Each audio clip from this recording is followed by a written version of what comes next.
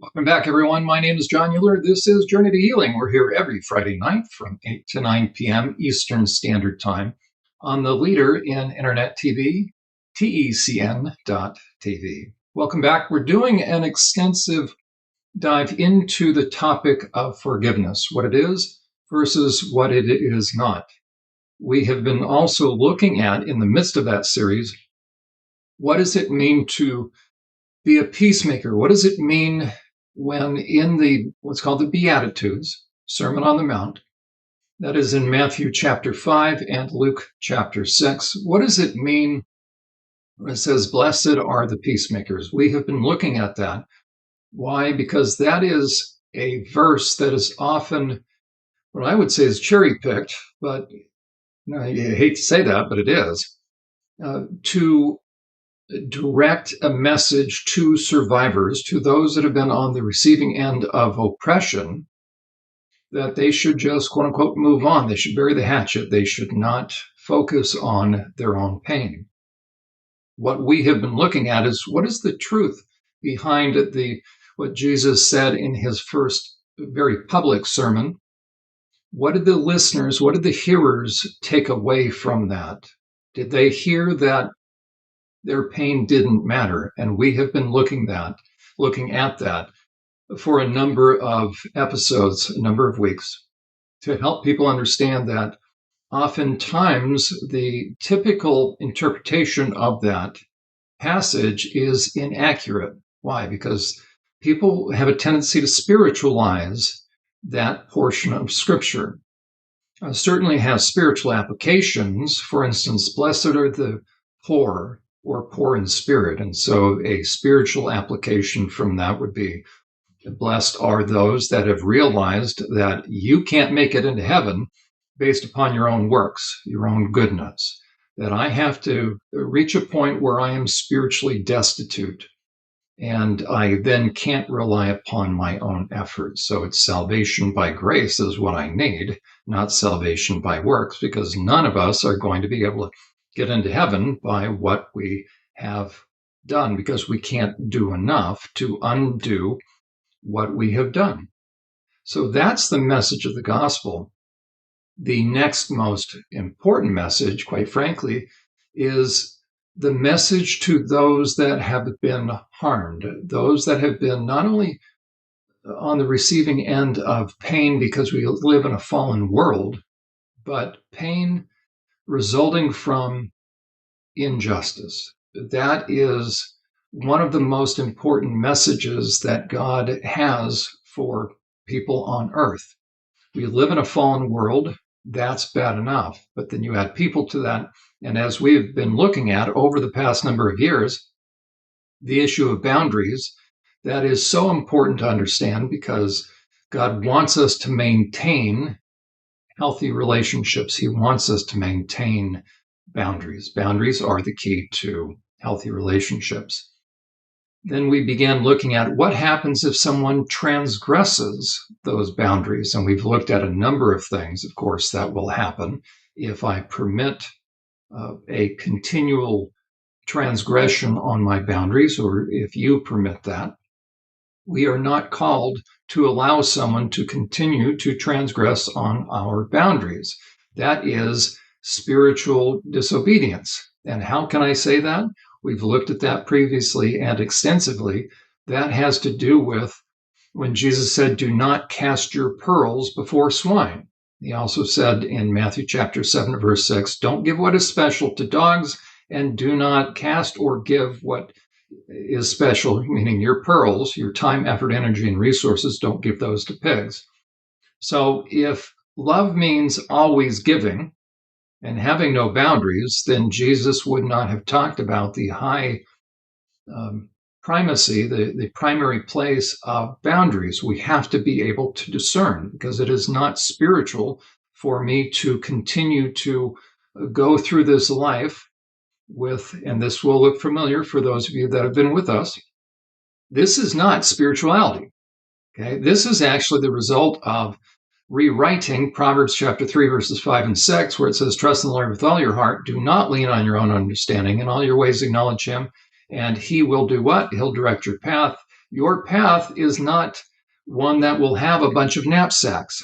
And knapsacks, as we have looked at in the past a lot, are different than boulders. So a burden is the result of living in a fallen world, and that has nothing to do with knapsacks. Knapsacks have everything to do with boundaries being crossed, and if, in fact, you have more than one knapsack. We've looked at categories that the Lord does not want us to interact with. We have seen the category of fools. We've seen, as a matter of fact, even more than that, we saw about mockers and fools. So he doesn't want us dealing with those categories of people. So if we find ourselves on the receiving end of the pigs, the dogs, and the fools, as a matter of fact, here is another picture of that, that is self-imposed pain, and that doesn't count. we're only going to end up experiencing pain, and that is not that has nothing to do with persecution, by the way. Okay. When we're talking about persecution and oppression, which we have been doing over the past number of months, with regard to what does forgiveness mean, what does it not mean, the first question we answered was, who was it that Jesus was talking about love your enemies? And in the Sermon on the Mount, he's focused on that bottom category right there, as far as poneros. That's the Greek word for enemies, but that has to do with someone who is not qualitatively evil, but someone who is perpetrating evil, someone who is committing evil. The second category that we looked at, and this is where the difference between persecution and oppression comes in. The second category has to do with and can be found a lot in the book of Psalms. So when Jesus was talking about blessed are the poor in spirit, in the Sermon on the Mount in Matthew chapter 5 and Luke chapter 6, Luke chapter 6 is an abbreviated version of Matthew chapter 5. We're looking at this because some of these verses are used towards survivors, are used toward those whose lives have been ruined, whose lives have been significantly and meaningfully negatively impacted by oppressors. And the message that is given to those that are trying to recover is oftentimes misapplied. And therefore, instead of helping facilitate the healing process, we're adding insult to injury to those that God wants to be set freed or wants set freed or wants to support. So I want to look at this again because the key verse that we're going to look at tonight or in this episode, I felt it's important to come back to it because it is so often used, and I would say misused and misapplied, and it will keep good people stuck. And I recommend, in order to be kind of brought up to speed on where we are at tonight and get the context, go to SurvivorSupport.net under the podcast tab, and you will see the ever-growing repository of programs, especially about this series that we're doing, Forgiveness, What It Is versus What It Is Not. When we look at the very first public sermon that Jesus gave, it really can be broken down into two categories. And I first want to show you, let me bring myself back up here. I want to show you his very first sermon, or the text of his very first sermon, because this is crucial because the hearers, those listening, knew this text. They knew out of the book of Isaiah, out of the scroll, they knew what the Messiah was going to do. And so when Jesus said, today, this passage has been fulfilled in your hearing, they at first thought, well, this is wonderful, but then they started to try to figure out, well, what does this mean? And Jesus basically then let them know that they were not good to go at that point, as far as from God's perspective. They were anything but in the kingdom, and they were relying upon their good works. They were ego-driven, and so they wanted to kill him after that. Let's review what the Messiah was going to do, and let's put ourselves in the in the mindset, in the frame of mind of the listeners of this passage. This is what Jesus read in his very first sermon. The Spirit of the Lord is upon me, for the Lord has anointed me to bring good news to the poor. We've looked at that extensively. What does the word poor mean? That's destitute, by the way. He has sent me to comfort the brokenhearted and to proclaim that captives will be released and prisoners will be set free. He has sent me to tell those who mourn. Do you see the words that he's used? Poor and the mourn, the broken, those that are mourning, the brokenhearted. The first sermon, the public sermon that he gives, has these exact words. He has sent me to tell those who mourn that the time of the Lord's favor has come. What is the good news that they need? What is the favor? And with it, the day of God's anger against their enemies. That is the good news. To all those who mourn, there's blessed are those who mourn. He will give a crown of beauty for ashes because their lives have been destroyed by oppressors. A joyful blessing instead of mourning. Festival praise or festive praise instead of despair. And in their righteousness, they will be like great oaks that the Lord has planted for his own glory. If you keep reading, it'll talk about how the Lord will bless them and give them the land. And so it's very interesting.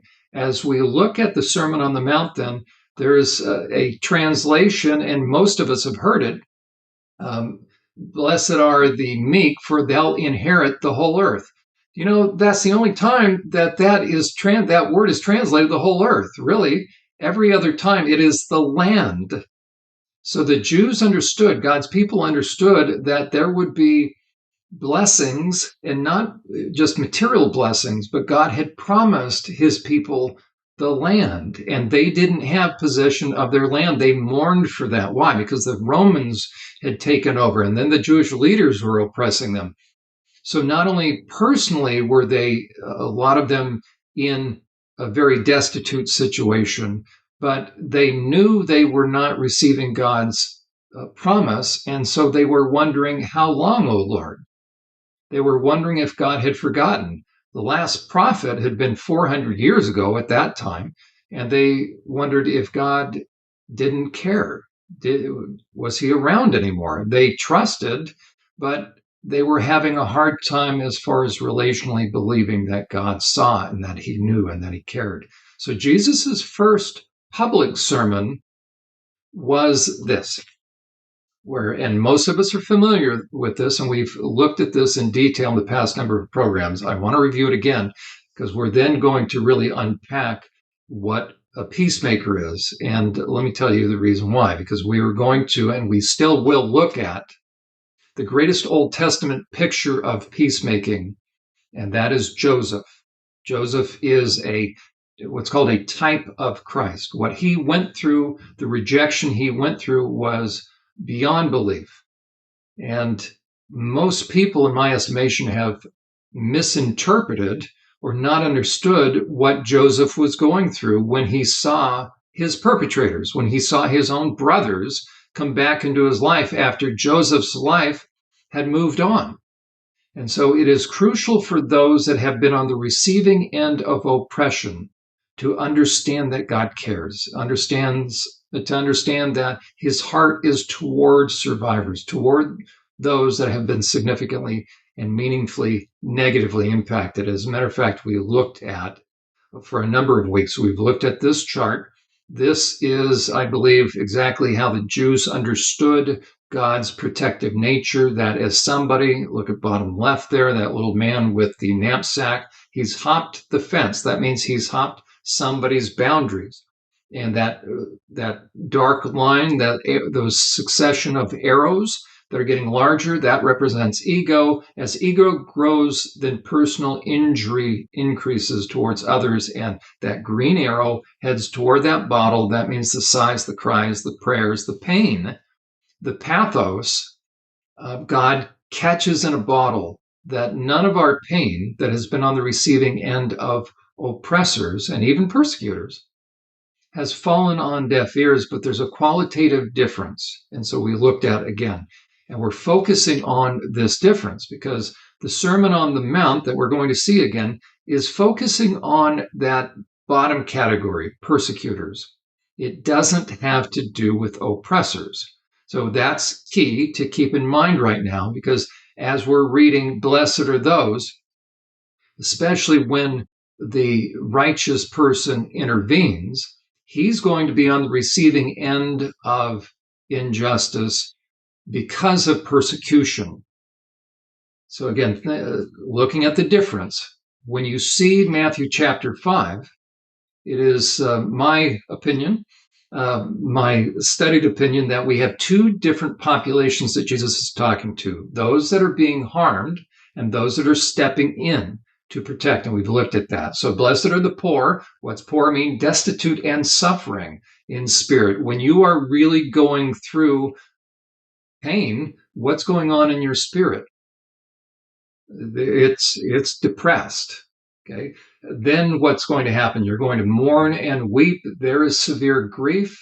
Then what's going to happen? You have a choice. Are you going to take matters into your own hands if you can? We talked about this in the past. What a tremendous act of mercy that God has extended to us, letting us know that He will take up our cause so that we don't have to go to jail. Okay, that's true. Okay, so blessed are the meek. That means I'm humbled. I have power under. I'm not taking matters into my own hands. That's Proverbs chapter 3, verse 5 and 6, meaning verse 5, right? I'm not rewriting Proverbs chapter 3, verse 5 and 6. What will they inherit? It does not mean the whole earth. What it means is the land. Think about the how the listener would take that. It means God hadn't forgotten. So when Jesus came on the scenes, he's doing his first public message. He's going to talk to those who have God's heart. Meaning God has the most tender spot in God's heart are for those that are being oppressed. So Jesus opens up his very first major public discourse, his public sermon, with what? He's talking to those that are still trusting but wondering, where is God? So blessed are the meek. And then, and so as far as they'll inherit the land, he wanted them to know that God's promises are still true. The Jewish people were wondering, will we ever inherit God's blessing? Has God forgotten us? And then, of course, if you're actually poor, and that level of poverty was the result of oppression. It has got, a person had to flee from their home. They were evicted because of injustice. So they literally didn't have any land. And they were wondering, does God care? So Jesus's message to that category was, for when they hunger and thirst for, meaning a deep craving for righteousness, it also means, and it really means justice. So they want to know, does God see? Does he care? Does he care that I have been on the receiving end of injustice? And Jesus, opening that sermon, he wanted that group of people to understand that the Messiah is here and he understands. And though they may not see it right away, and we're going to be looking at the issue of timing, waiting. Many people, and this is one of those truisms, the spiritual laws almost, is that God will oftentimes, there will be a delay in us seeing justice. It doesn't mean that God enjoys seeing us in pain, but he is working things together for our good. It doesn't mean that the things that happen to us are good, but he is working things out. He wants us to see his loving kindness and his faithfulness. That has to do with his justice. But during that time, he is going to be helping build our character, build our faith muscles. And it is in that time of patient endurance that I ideally learn the skill, as it were, the spiritual discipline of waiting actively. And we will be looking at that in coming weeks. What does that mean to wait actively while I'm watching and waiting for God to fulfill his promise of his faithfulness and his loving kindness that he will take up my pain. He will take up my cause. So as the listeners hearing that God hasn't forgotten, that is the good news of God's justice. To the second category, these are the spiritual ones. The first are spiritual as well. They are in pain. When we see someone in pain, especially those that are on the receiving end of injustice, God expects us to take action. He wants us to take action. If we have his heart, no one will have to tell us to do that. We will be moved with compassion. So the first two, as it were, populations of people within that large crowd that Jesus was talking to, he came to give hope to those that were in pain because of injustice. Then he's giving a message to those that are godly, who are stepping up to help those that are being oppressed. This is his message before he goes into the rest of the message.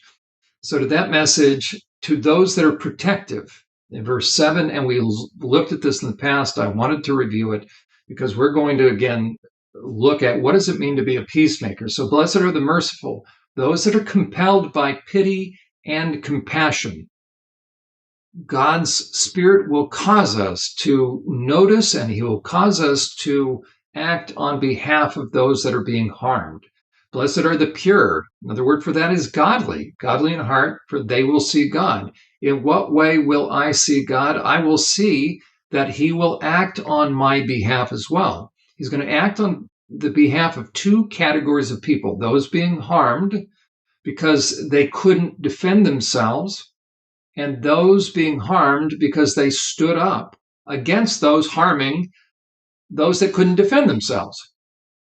So the oppressed and the protective have God's heart. The protective are stepping up as God would have them do. So blessed are the godly, for they will see God. We will see him act. Blessed are the peacemakers, and that's where we're going to camp on tonight, as I've done in the past, but I really want to bring this out, but we're going to continue reading. Blessed are the peacemakers, and it really means those who make peace, for they will be called the children of God. So if I want to be called the children of God, I need to understand what this means to be a peacemaker. This term has been misapplied and misunderstood because if you are a typical person, what comes to mind, or what have you been told about that term? It means, in essence, we need to make nice with people. We need to basically be nice people. That is not what this term means, because if I am nice to people, then selfish people, do they want me around or do they want me away? They want me around. Why? Because I make it easy for them. Then why would there be verse 10? So if a peacemaker is making everybody feel okay, then blessed are those who are persecuted. So if to be a peacemaker meant never having anybody upset, then you wouldn't have persecution. So the fact that verse 10 follows verse 9 means peacemaker doesn't mean what we've been told it means, right? If it's, you know what, bury the hatchet, move on. It doesn't really matter if the perpetrator, the oppressor, is ever confessed, because after all, blessed are the peacemakers. So just drop the issue. No, because if that were true, then there wouldn't be a verse 10, would there, in Matthew 5? There wouldn't be any persecution. That's, again, the term peacemaking does not mean placating. What does it mean? It means you're going to direct the attention, the message to the oppressor that they had better stop, because God is going to target them. So you're going to help bring peace before there's destruction for that person. And what is that going to do? So really, you are going to speak truth. And then the oppressor, so if you step up to protect someone, so you see someone who is in pain in a comprehensive way, you will start to find out oftentimes they have been harmed by somebody. Well, what does God want us to do? He not only wants us to heal their wounds, but we are going to become protective. We're going to step up and stand in the gap and protect that person. We're going to be a wall of protection. So the oppressor will do what? he will turn his sights on us. And in that case, and that also could be the persecutor. Again, those terms are used interchangeably as far as enemy, but there's a qualitative difference between a persecutor and an oppressor. Sometimes the word persecution is used interchangeably for oppressors. But again, in this passage, it has to do with the person that is now going to react. They're going to react because I am speaking forth and I'm holding forth truth. That's why the persecutor, come back again to that passage. That's why they're going to respond and react, but that category would then be persecution. So if I drop the issue, what issue? For instance, whistleblowing. If I don't blow the whistle, if I stop making a big deal out of how people are being mistreated, then I won't be on the receiving end of retaliation because there won't be an issue any longer. Oh, there's an issue. There's an issue of injustice, right? But the person who is perpetrating evil, they will stop. So again, the difference between the persecutor and the oppressor is what compels them, meaning what drives them to do what they're doing. Paul said he was eligible for forgiveness because he persecuted in ignorance. So persecution is out of ignorance.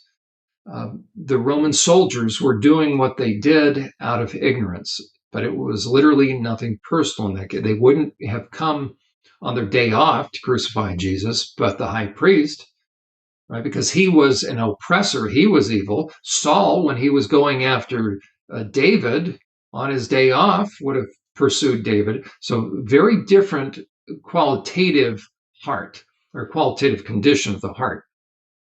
So again, looking at verse 10, blessed are those who are persecuted. To be maltreated on account of something, to drive away. So you're being maltreated on account of what? Speaking truth. To drive away. So a persecutor is going to drive you away. Drive you away from what? The person they're trying to harm. To put to flight and aggressively pursue. So sometimes it can look like oppression, but there's qualitative difference. And again, blessed are those who are persecuted because of righteousness, term righteousness, integrity, uprightness, and justice. So when we hear the verse, blessed are the peacemakers, again, it is so important we understand what that means and what that does not mean, because people will use that incorrectly as they are talking to those that are being oppressed. And God has a different application as far as what is the answer for someone who is being oppressed. Briefly, let me take us back to that.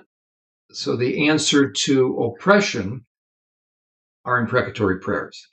And we find that nearly half the book of Psalms are imprecatory prayers. The answer to persecution is patient endurance. And that's where God will place his blessing upon us. But again, I'm not to be around someone if I can help it. So we know that's not the category of pigs and dogs, because Jesus said, do not be around, do not cast your pearls before swine, don't give what is special to dogs. So an oppressor is even worse than a pig and a dog. Pig and a dog in Proverbs chapter 1, verse 22 would be in the mocker category.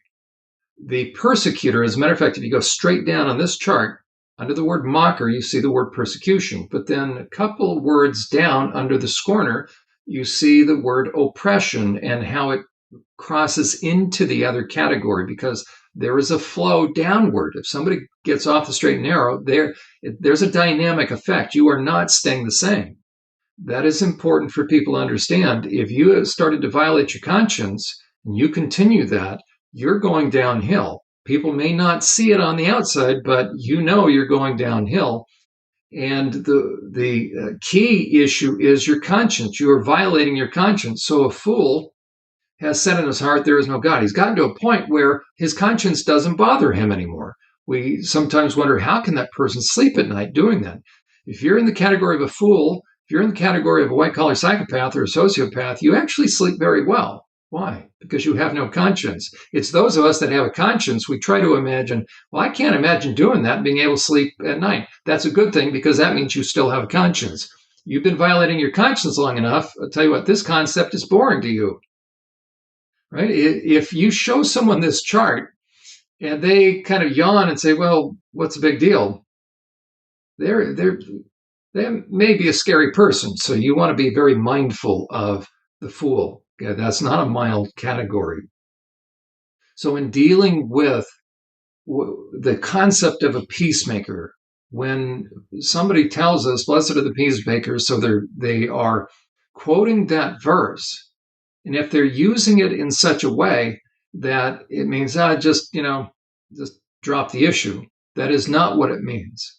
It's not, again, a kumbaya kind of thing. Everybody make nice. It is within the context of protecting. And that's why it's going to bring about persecution, because a persecutor or an oppressor will be targeting someone, and then we step in being salt and light. What happens from that? God will be with us in a very special way, a very powerful way. But again, there's a difference between persecution and oppression. Persecution has to do with the message that we are delivering. What message are we delivering? We are helping the persecutor understand, and the oppressor as well, but the persecutor, primarily in that context, to understand that they are not right with God by what they are doing. That's what causes the persecutor to respond, to react, and to turn their sights on us. We're going to continue to look at, what does it mean to be a peacemaker? Does it mean making nice? Some of you within the sound of my voice, right, are still probably not persuaded, because blessed are the peacemakers. Doesn't that mean that everybody will get along? Actually, no. And we're going to look at some categories of people and specific people who were peacemakers, but they were not very popular as they were doing that. And we will look at that on the other side of the break. Are you or someone you know a survivor of abuse and wondering where to turn for trustworthy help and insight into the effects of such abuse? Ever wish you had access to a resource that could help you continue your progress in healing? SurvivorSupport.net is that resource. Developed by Jon Uhler, a seasoned therapist with years of experience working with sexual abuse survivors, SurvivorSupport.net is a one-of-a-kind resource to help you understand the impact of abuse and to help you understand the nature of those who harmed you, in order to help you gain clarity and continue healing. If you are interested in speaking with Jon Uhler about your situation, or in having Jon conduct a consultation or a training for your church or organization, SurvivorSupport.net serves as a convenient method of contacting him. Our program, Journey to Healing, is made possible through the generous donations of viewers like you. There are many opportunities and needs that Survivor Support is attempting to meet, and your monthly support or one-time gift would be extremely helpful as we seek to meet those needs and opportunities. Simply visit SurvivorSupport.net and you will see the link to donate on the homepage. We thank you.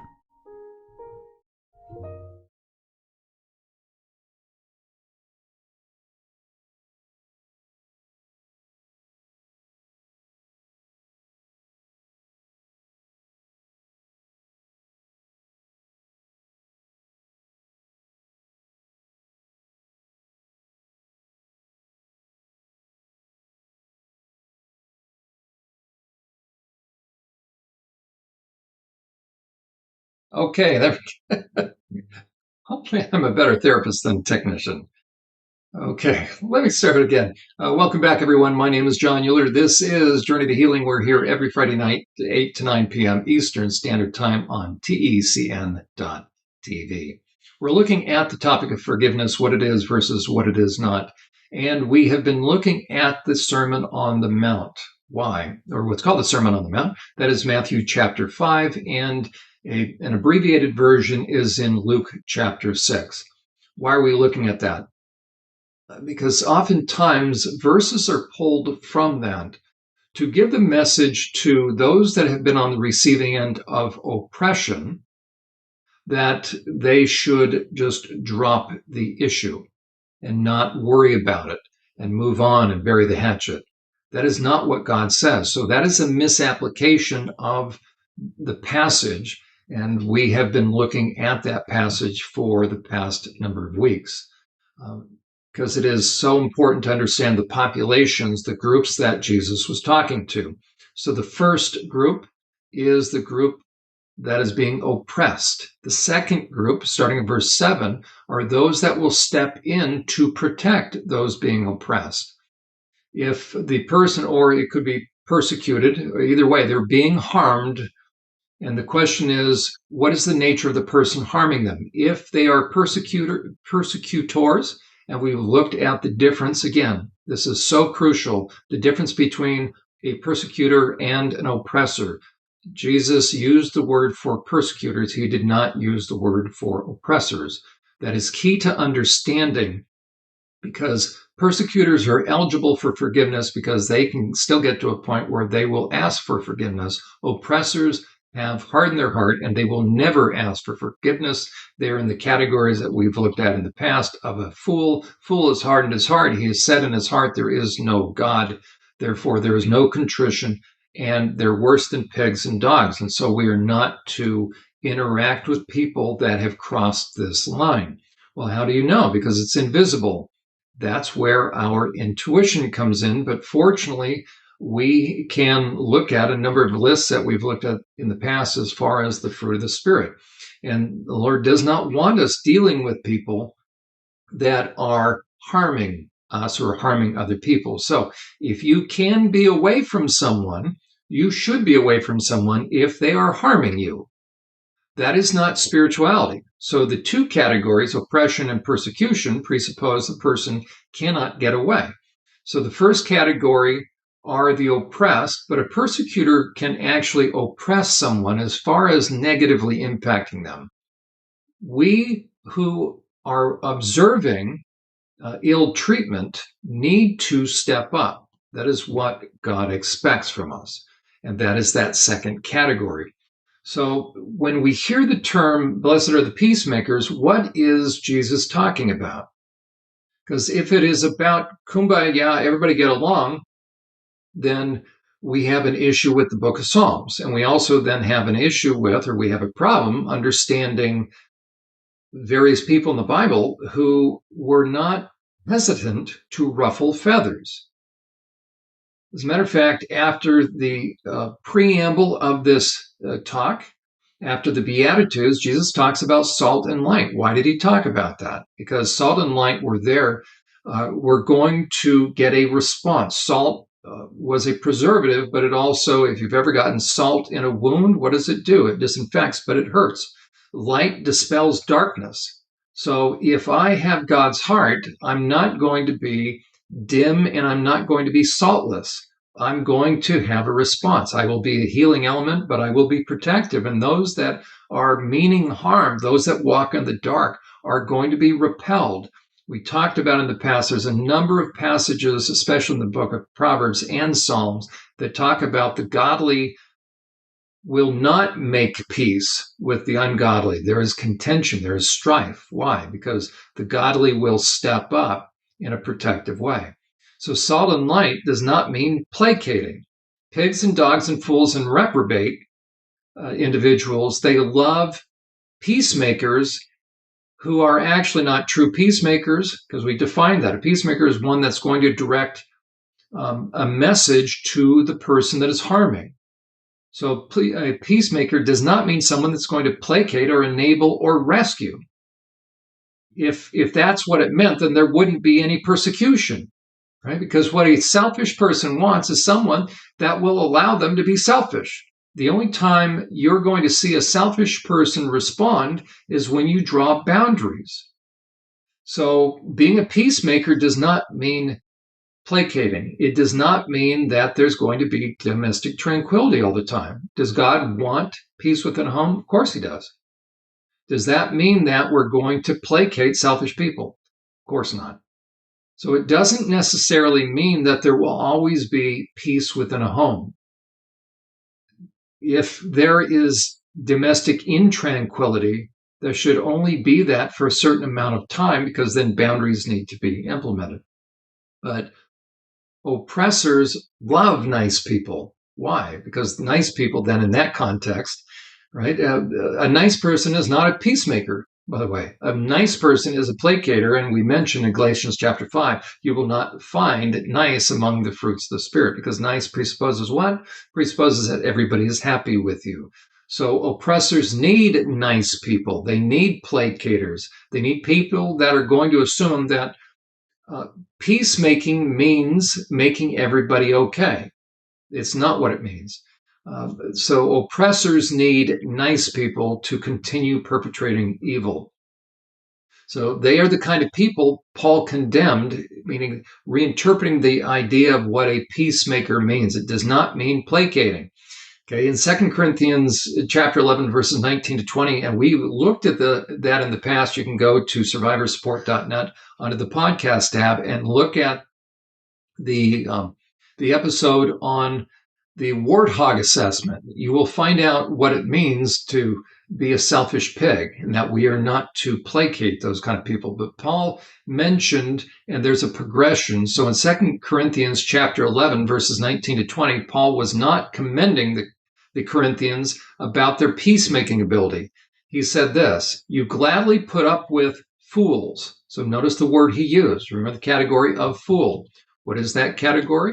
It is, again, that category. We are not to put up with fools. We are not spiritual, because look, it goes right under the word fool. Do you see those emboldened words? That is how God feels about that. God is not interested in us peacemaking with those kind of people. Paul said this: you gladly put up with fools. In fact, you even put up with anyone who enslaves you, meaning you shouldn't be around that person. And that's not persecution. If you stay when you could go, you're not being persecuted, because a persecutor does what? He pursues. So you need to be away from someone. That is not spirituality. And an oppressor pursues. Now, they do so, persecution and oppression, they do so out of different motives, but the oppressor is within that category of a fool. It says, in fact, you even put up with anyone who enslaves you or exploits you or takes advantage of you. So you notice that we do not have a contradiction when Jesus said, well, if they ask you for your cloak, give that to them. If they ask you to go 2 miles or 1 mile, because a Roman soldier could force a Jew to do that, carry his gear a mile. These are two different concepts. Persecution has to do with truth. Someone who's a fool or oppressing is doing so out of evil. Paul continues. He says again, in fact, you even put up with anyone who enslaves you or exploits you or takes advantage of you or puts on airs or even slaps you in the face. To my shame, I admit that we were too weak for that. So an oppressor is not a nice person. And so when you are peacemaking, to be a peacemaker does not mean you make nice with that kind of person. Somebody who casts pearls before swine, that is not peacemaking. That is disobedience. Someone who excuses away selfishness and oppression are not peacemakers. In Ephesians chapter 5, verses 1 through 10, in verses 1 through 10, it says this: imitate God, therefore, in everything you do, because you are dear children. Live a life filled with love, following the example of Christ. He loved us and offered himself as a sacrifice for us, a pleasing aroma to God. Therefore, let no sexual immorality, impurity, or greed be among you. Such sins have no place among God's people. Obscene stories, foolish talk, and coarse jokes, they are not for you. Instead, let there be thankfulness to God. You can be sure that no immoral, impure, or greedy person will inherit the kingdom of Christ and of God. For a greedy person is an idolater, worshiping the things of this world. Think about this kind of person. He's going to be a self-absorbed individual. He's going to respond to anybody that's going to put boundaries up. Paul says this about the person that's going to say, well, you know what? Don't worry about it. Okay. God never says, don't worry about it. Okay. So in verse 6, it says this: don't be fooled by those who try to excuse these sins. Well, do you think the person that's perpetrating the sins is going to worry about it? No. They're going to try to tell you not to worry about it? No, it's somebody else. So it's the placater. Paul says, do not be fooled by the placater, for the anger of God will fall on all who disobey. So it is not peacemaking to placate or turn a blind eye to the issue of harm, to the issue of oppression. Now, here's a couple of a list of individuals, and we're going to find out whether or not these were peacemakers in God's eyes. How about Moses? How about Moses and the Levites? I would say that Moses was a peacemaker. Anybody that is godly is a peacemaker. Remember the list that Jesus read off. So Moses obviously fits within that category. Jesus said, thus they persecuted the prophets that were before you, right? In the same way that they persecuted the prophets, they're going to go after you. So Moses was in the category of a godly individual. In Exodus 32, if you remember, Aaron lets the people get out of control. Moses is up on the mountain getting the 10 Commandments. He comes down, and what does he find? He finds that Aaron was a placater.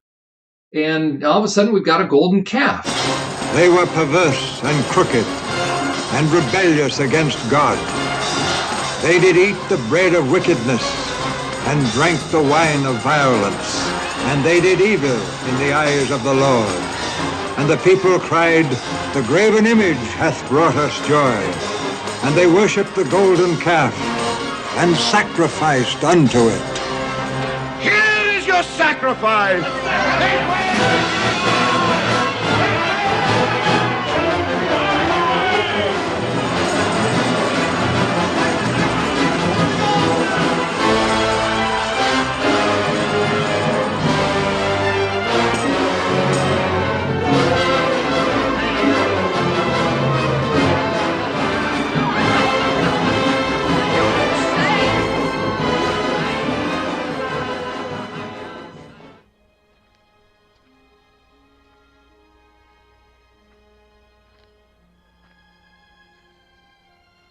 The light of God shines from you, Moses.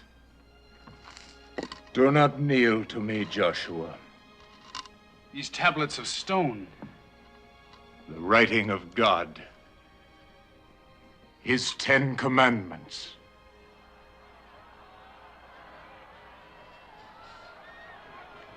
There is a noise of war in the camp. It is not the noise of war. It is the noise of song and revelry.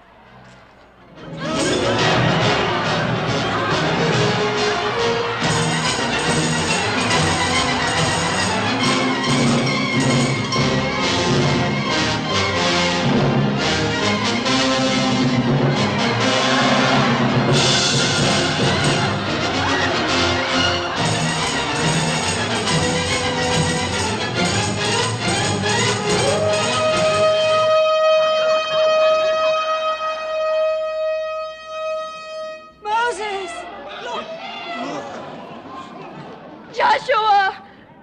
Woe unto thee, O Israel!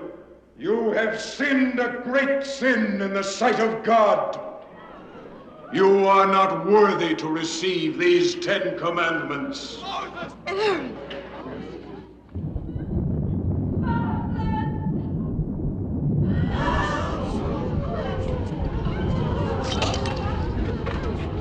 We're gathered against you, Moses. You take too much upon yourself. We will not live by your commandments. We're free. There is no freedom without the law. Whose law, Moses? Yours? Did you carve those tablets to become a prince over us? Who is on the Lord's side? Let him come to me. And what does Moses say? Moses said, this is what the Lord says. So he's giving a divine command. The Lord God of Israel says, each of you take your swords. And so first he said, so Moses shouted to all the people, he said, all of you who are on the Lord's side, come and join me. And all the Levites, gathered around him. Moses said, "This is what the Lord, the God of Israel, says. Each of you take your sword and go back and forth from one end of the camp to the other. Kill everyone, even your brothers." Those are family members, friends, and neighbors. And the Levites obeyed Moses' command, and about 3,000 people died that day. Then Moses told the Levites, "Today you have ordained yourselves for the service of the Lord, for you obeyed him even though it meant killing your own sons and brothers." There's a point in time that we have to draw a line. That is not what we hear, this placating stuff, this misinterpretation of peacemaking.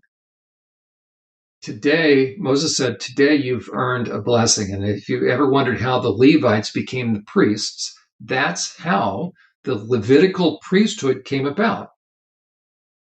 How about Aaron? Again, people would say, well, he was peacemaking. He made nice with everybody. And what happened? So he compromised, and out comes this. He says, "I don't know. I threw in gold, and out came this calf." Right? So the modern day rendering of being a peacemaker, Aaron was a peacemaker. He wanted everybody to get along. There are times that we are not to get along when it has to do with truth. How about Phinehas? Phinehas was Aaron's grandson. In Psalm 106, verses 30 to 31, it says this, "But Phinehas had the courage to intervene, and the plague was stopped."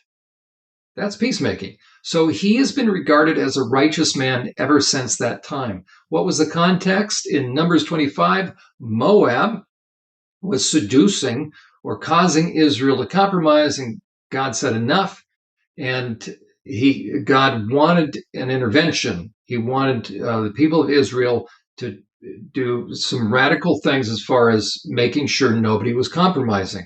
So the Lord issued a decree, seize all the ringleaders and executed all the ringleaders in Israel, execute them before the Lord in broad daylight, so his fierce anger will turn away from the people. So Moses ordered Israel's judges. They did that. And then all of a sudden in verse 6, so this is Numbers 25, verse 6. Just then, one of the Israelite men brought a Midianite woman into his tent right before the eyes of Moses and all the people. This is brazen. As everyone was weeping at the entrance of the tabernacle. So we should have brokenness and contrition. Here comes this fool, this white-collar psychopath. He's got this woman and he's brazen. He takes her right into his tent. When Phinehas, the son of Eleazar and the grandson of Aaron, the priest, saw this, he jumped up and left the assembly and took a spear and rushed in after the man into the tent. Phinehas thrust the spear all the way through the man's body and into the woman's stomach. So the plague against the Israelites was stopped, but not before 24,000 people had died. And God said to Moses, "Phinehas, son of Eleazar, the grandson of Aaron, the priest, has turned my anger away from the Israelites by being as zealous among them as I was. So I stopped destroying all of Israel as I had intended to do in my zealous anger." Now, and the question is God a peacemaker? Of course he is. He is the ultimate peacemaker. But there is a time that we're not going to make nice with people when it comes to issues of truth and protecting other people.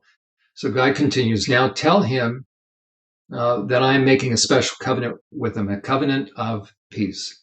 So the grandson of Aaron, Phinehas, was a peacemaker. How about Saul?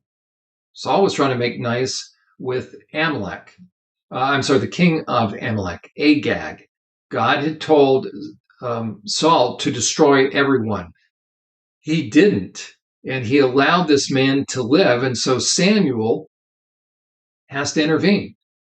And Samuel confronts Saul, and Samuel has to do the job. So Samuel has to kill Agag.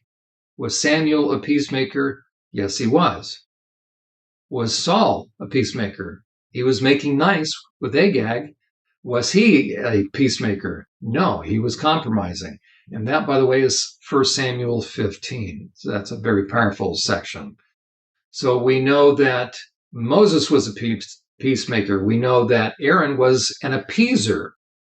We know that Samuel was a peacemaker. He was not compromising. We know that Phinehas was a peacemaker, and he was not compromising. Who else would we say? How about David? Was David a peacemaker? Well, of course, he's a man after God's own heart. But David killed Goliath. Well, John, come on. Well, that was during that time of war. Okay. What are David's very last words? He's on his deathbed. These are the last recorded words that David is saying to his son Solomon. You would think the very last words we're going to say are going to indicate whether or not we have a peacemaker's heart. 1 Kings chapter 2, verse 8 says this, these are the very last words, his dying breath. He says to Solomon, and remember Shimei, son of Gera, the man from Burim in Benjamin. He cursed me with a terrible curse as I was fleeing to Mahanaim. That's when Absalom was taking over, usurping the throne. And here's David's last sentence. When he came down to meet me at the Jordan River, I swore by the Lord that I would not kill him. But then what does he say? Do not let his head go down in peace. Do not let him die in peace. That is not what we would consider typically a peacemaker. So was David a peacemaker? Of course he was. How about Jesus? That sounds strange, right? The one that said, blessed are the peacemakers, of course, he's the Prince of Peace. Matthew chapter 10, verse 34 says this. Jesus said, don't imagine that I came to bring peace to the earth. I did not come to necessarily, the emphasis is necessarily. That means not all the time. I came not to bring peace, but a sword. I've come to set a man against his father, a daughter against her mother, a daughter-in-law against her mother-in-law. Your enemies will be right in your own household. Does it mean if you're a peacemaker that everybody in your family will like you? No. It may in fact mean that you are compromising. Maybe you have set up an idol without even knowing it. Maybe there's an idol in your heart of family unity being together for generations. That would be nice. But Jesus goes on to say this, if you love your father or mother more than you love me, I thought he said honor your father and mother. But there's a time, if it has to do with truth. It says, if you love father or mother more than me, you're not worthy of being mine. Or if you love your son or daughter more than me, you're not worthy of being mine. If you refuse to take up your cross and follow me, you're not worthy of being mine. If you cling to your life, you'll lose it. But if you give up your life for me, you'll find it. There will be times that we have to uphold truth. And if we have family members that are being wicked and evil, if we have family members that are being fools, that are being hurtful, we must speak truth. How about the martyred saints in heaven? They're the most holy. They're being given white robes. And Revelation 6:10, they say, how long, O Lord, before you avenge our blood? Are they being peacemakers? Of course they are. We have to be very careful to understand when God said, blessed are the peacemakers, he is talking about those that are willing to stand up on behalf of those being harmed, to be a protective wall and to speak peace, to help the persecutor know that God is going to hold them accountable, to help the oppressor know that God will avenge. That is how we help bring peace, by confronting evil. It is not a verse, it is not a phrase that is to be used to those that have been harmed, to say, you know what, just bury the hatchet. God never says that to those that are harmed. To those that are harmed, God says in Psalm 56:8 that he captures their tears in a bottle, their wanderings. If they've been on the receiving end of injustice, if it's the result of persecution, know that God blesses you and he has a special degree of his presence for you, and you will continue to be salt and light with those that are persecuting. But for the oppressors, God has a very different message, and that message is the avenger of blood is coming. The avenger of blood is coming. And to those that are being harmed, his message is that he knows, he understands, and he sees. And we will look at those that have been harmed, those that were on the receiving end of oppression. What does God do in somebody's life to help them understand that he sees and he knows and he cares? Does God know when I've been oppressed? Does God know when my life has been destroyed by someone who is evil? Yes. Now, what does he want me to know? He wants me to know that he cares very deeply, and that he will show that he is faithful. He will show that he is loving and kind to fulfill his promise, to allow me to see justice. And that is the message to the oppressed. And we will look at that next time on Journey to Healing. You've been listening to Journey to Healing, sponsored by SurvivorSupport.net.